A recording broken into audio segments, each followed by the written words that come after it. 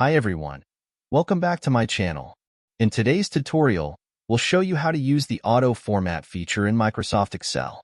This feature allows you to quickly apply pre-designed formats to your data. Let's get started.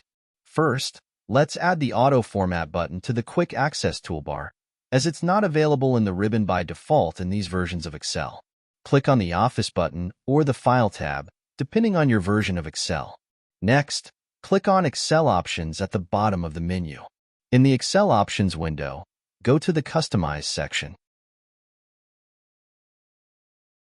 From the Choose Commands from drop-down, select Commands Not in the ribbon. Scroll down to find Auto Format. Click Add to move it to the Quick Access toolbar, then click OK to save the changes. Now that we have the Auto Format button in the Quick Access toolbar, as you can see, let's see how to use it.